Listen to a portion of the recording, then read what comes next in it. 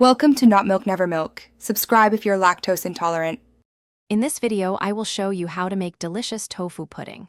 First, let's gather our simple ingredients. You'll need 5 cups of unsweetened soy milk, 1/4 cup of cornstarch, 2 tablespoons of gypsum powder, and 1 cup of water. Having everything ready at room temperature ensures a smooth process. This recipe is designed to be straightforward and enjoyable for everyone, yielding a wonderfully silky dessert. Now, let's prepare our base. In a separate bowl, thoroughly dissolve the cornstarch and gypsum powder in 1 cup of water, mixing until there are no lumps. Next, gently heat the 5 cups of unsweetened soy milk in a pot over medium heat. It's important to bring the soy milk to a gentle simmer, just until you see small bubbles forming around the edges, but avoid a rolling boil. This is the crucial step for setting your pudding.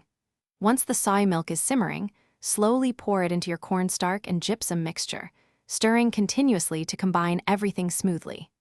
Immediately after mixing, pour the entire liquid into your chosen serving bowl or individual ramekins. Cover the container tightly with a lid or plastic wrap and let it rest undisturbed for at least 30 minutes to allow it to set perfectly. Your homemade tofu pudding is now ready to be enjoyed. You can serve it warm, which is a traditional way, or chill it in the refrigerator for at least 1 hour for a refreshing cold dessert. For an authentic touch, drizzle some ginger syrup over it, or simply sprinkle with a bit of brown sugar.